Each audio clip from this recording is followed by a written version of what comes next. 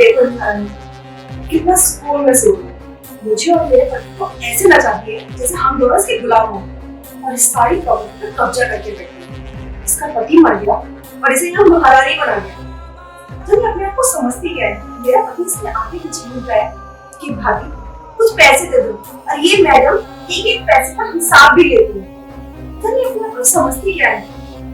अरे कोई बात नहीं जेठानी, अभी सारी प्रॉपर्टी भी मेरी होगी और मेरे पति को मेरे सामने नाचने भी पड़ेगा। अब देख इश्का आपको क्या जाने।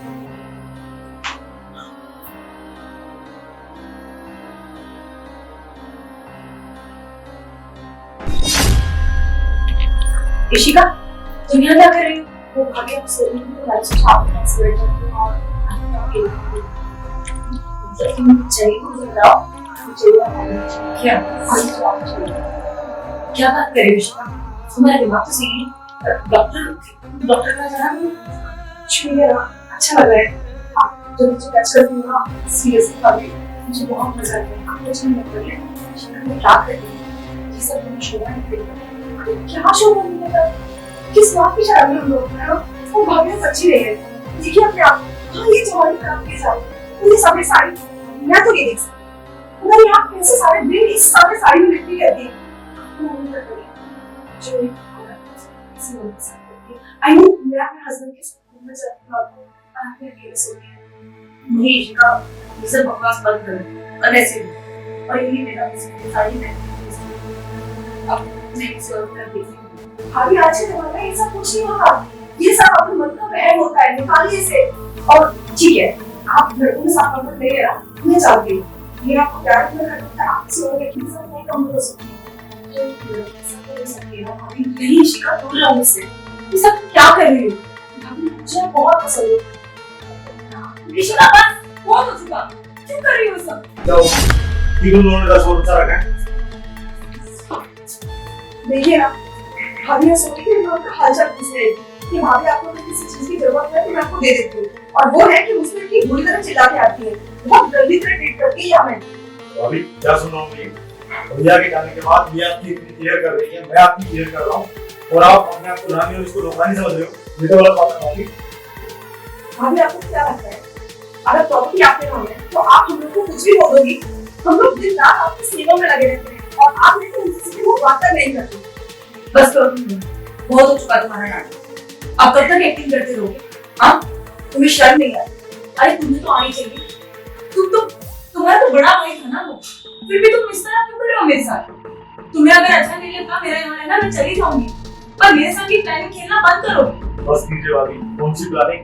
अरे आपको तो इतना सोचना चाहिए। भैया के जाने के बाद मुझे देखना शुरू किया कोई और होता ना तो आपको बात नहीं पूछता, हम तो अपनी सेवा करते रहते हैं। आप तो बोलते हैं कि जो आपको करना चाहते कर लीजिए, लेकिन आप खुद पे बड़े रहने क्योंकि आपके नाम प्रॉपर्टी होगी, पहले आपके बच्चे आ गए इसको तो लेके सारी प्रॉपर्टी आपकी है, कैसे ट्रीट करते हैं हमें, वो प्लानिंग कौन सी करते हैं आपको? बस करो, बहुत सेवा करनी तुमने अपनी, मैं नहीं झेल सकती अब तुम्हारी ओर से। और तुम्हें क्या लगता है मुझे कुछ पता नहीं चलता इस घर में रह के? हाँ, मैं बेवकूफ हूँ? मेरे चेहरे पे बेवकूफ लिखा है। जब तुम बाहर बैठ के साथ पर बातें कर रहे थे ना, मेरे खिलाफ प्लानिंग कर रहे थे, मैंने सब सुन लिया। सब सुनने के बावजूद भी मैं चुपचाप बैठी। मुझे लगा कि मैं अकल आ जाएगी अपने आप, पर नहीं, तुम दोनों ने तो उल्टा मुझ पर इल्जाम लगाना शुरू कर दिया।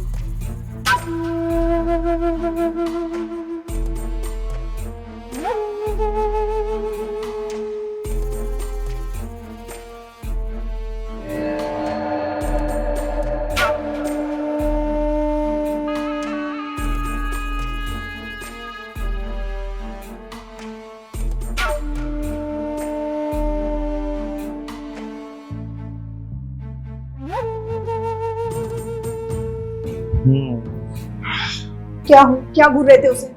चढ़ जाओगे क्या? खाओगे उसे? भूल गए कि तुम्हारी बीवी तुम्हारे पास बैठी है? भूल तुम गए हो। हमारा मेन टारगेट क्या है? हमारा मेन टारगेट है अपनी सारी प्रॉपर्टी उससे वापस हासिल करना। मेरा भाई तो इस दुनिया से चला गया और सारी प्रॉपर्टी कर गया है बड़ी भाभी के नाम पे। भाई के जिंदा होते हुए प्रॉपर्टी से मुझे देनी चाहिए थी, ना कि उसको। तुझे पता है एक एक पैसे के लिए मोहताज कर रखा उसने हमें। अरे ठीक है, जानती हूँ, ये कोई नई बात नहीं है, कब से जानती हूँ ये सारी चीजें मैं, लेकिन इस तरह से उसे घूरते रहने से ना, उसके ब्लाउज में घुसते रहने से प्रॉपर्टी तुम्हारे नाम नहीं हो जाएगी। फर्क पड़ेगा, थोड़ा कम करो। तो तुम्हें घुसना चाहिए उसके अंदर। तुम्हें बताया था ना मैंने, वो घर से बाहर तो निकलती है नहीं, तो जाहिर सी बात है किसी आदमी को प्लान करके तुम उसकी सेटिंग करा नहीं सकते। और मैं उस पर हाथ डालूंगा तो समाज में थू हो जाएगी। करना भी मत, चप्पल पड़ेगी वो अलग, मैं तो बोल ही दूंगी, मेरा इसमें कोई हाथ नहीं है। तो तुम्हें करना होगा ये सब कुछ, समझो बात को। देखो उसे, उसकी उम्र अभी बची हुई है, जवान है अभी, उसकी भी तो हसरतें होंगी ना, उसका भी तो दिल करता होगा कोई उसके साथ कुछ टची टची करे, उसको भी तो करता होगा मजे लेने का मन। तो तुम उसको वो मजे दो, जैसे ही वो तुम्हारे करीब आएगी मैं उसकी बना दूंगा वीडियो, उसके बाद करूंगा उसे ब्लैकमेल, क्योंकि तुम पे तो कोई शक करेगा नहीं, तुम्हारे पास तो पति है एंजॉय करने के लिए, वो अकेली है, तो लगेगा कि उसके बदन में आग लगी हुई थी तो वो अपनी आग बुझाने के लिए तुम्हारा इस्तेमाल कर रही है। समझे बात को? हाँ, आप समझ में आया, इससे सांप भी मर जाएगा और लाठी भी नहीं टूटेगी, यानी कि सारी प्रॉपर्टी भी हमारी और बदनामी उसकी। वही आइडिया तो अच्छा है, लेकिन अगर उसने सपोर्ट नहीं किया और मेरा साथ नहीं दिया तो, और मुझे गलत समझ लिया तो?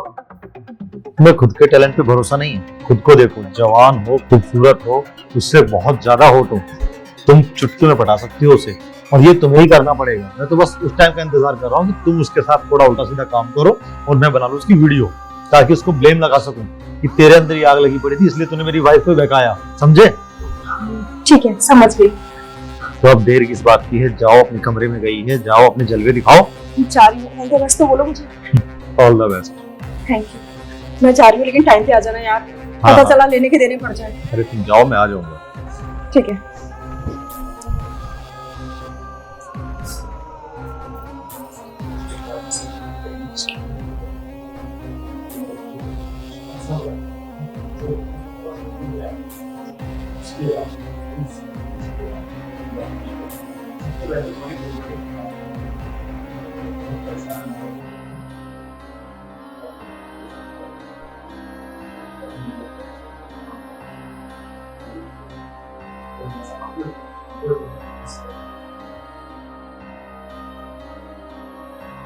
तुमको क्या लगता कि मैं लालची? अरे अगर मैं लालची होती तो तुम्हारे भैया के मरने के बाद वो प्रॉपर्टी तुम दोनों के नाम नहीं करवाती, समझे? जैसे तुम्हारे भैया की डेथ हुई, मैंने वो प्रॉपर्टी तुम दोनों के नाम करवाई, क्योंकि मुझे लगा मेरा तो इस दुनिया में है भी तुम्हारे बड़े लोग। मुझे लगा तुम मुझे अपना समझोगे, अपनाओगे, मैं कहाँ जाऊंगी और वैसे भी तुम दोनों के नाम। इसलिए मैंने वो प्रॉपर्टी तुम्हारे नाम की, पर तुम दोनों ने तो उल्टा मुझ पर इल्जाम लगाया। हाँ, मेरे साथ ऐसा क्यों किया?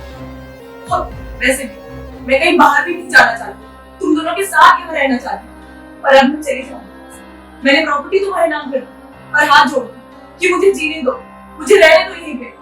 मुझे अच्छा लग रहा है हम इस तरह से हमारे सामने हाथ जोड़ रहे हैं। प्रॉपर्टी की लालच हम लोग लेते हैं, तो तुम भी ये भी नहीं सोच सकती कौन अपना बोल रहा है। बेटा भैया भी जाने के बाद तो हमें अपनी फेयर करनी चाहिए, और मैं ही प्लानिंग करके आपको वो से निकालना चाहता हूँ, प्रॉपर्टी का काम करना चाहता हूँ। लेकिन अब ये आपकी सच में हो गई है और आप अब इतना बड़ा काम कर रही है कि आपने बिना किसी लालच के प्रॉपर्टी के नाम पर आगे कुछ कर रहा है। तो हम बस एक मौका दे दीजिए, आज के बाद आपको शिकायत का कोई मौका नहीं देंगे और कोई भी गलती नहीं करेंगे। इनफैक्ट आप इतनी केयर करेंगे कि शायद भी देने लगे। हाँ, मैंने बहुत शर्मिंदा हूँ और मैं चाहती हूँ कि हम लोग लालच में आ गए थे, लेकिन हम लोग तुम्हारे लालच में कभी नहीं रहे कि हमें आपसे मत शुरू करें। आप प्लीज कहीं मत जाइए, ये घर आपका है, हम आपके, और आपके बाद ऐसा कुछ भी नहीं होगा जिससे आपको बिल्कुल ठेस पहुंचे। एक बार माफ कर दीजिए प्लीज। जी मैम, प्लीज बस एक बार माफ कर दीजिए, आगे शिकायत कम कर दीजिए। ठीक है, मैंने तुम दोनों को माफ किया, पर मैं एक बात कहूँ, मैंने तुम्हें अपनी छोटी बहन माना, इस घर की बहू कभी नहीं मानी कि तुम किसी पराये घर से आई। तुम्हें अपनी बहन की तरह, मैं अपनी बहन की तरह तुमसे बातें करती थी, तुम्हारे साथ खाना बनाती थी किचन में, पर तुमने मेरे साथ ऐसा किया और तुम्हें तो शर्म आनी चाहिए थी। ये तो पराये घर से, और तुम्हारा तो वो है, तुम्हें सोचना चाहिए। पर अब मुझे अच्छा लगा कि तुम लोगों को अपनी गलती का पछतावा हो, और मुझे अच्छा लग रहा है कि तुम माफी मांगो। मैंने अपने बच्चों को घर की कहते हैं क्या पछतावा हो, कहते हैं सुबह का पूरा शाम हो गया उसे भूला नहीं है। पर मुझे ये अच्छा लग रहा है कि तुम लोगों को अपनी गलती को पछतावा हो, वरना पता नहीं कैसे लोग अपनी गलती का पछतावा अब तुम नहीं चाहते। तो आपने माफ कर दिया और हम लोग वादा करते हैं आज के बाद कोई ऐसा काम नहीं करेंगे जिससे आपको और मान लीजिए आपकी मुझे कुछ नहीं कर पाऊंगा और शायद मैं आपको कभी भी बड़ी बहन की तरह प्यार कर ही नहीं पाई, लेकिन आज की वजह से कभी भी होगा। अब याद है चल इन दोनों को समझते हैं कि मेरे साथ क्या होना है। पता नहीं समाज में ऐसे कितने लोग हैं जो ऐसे बीमार और अपने घर में होते बन सकते। पता नहीं क्यों समाज उसे धप्पा दे देता है कि वो विधवा है और समाज में जीने लायक है।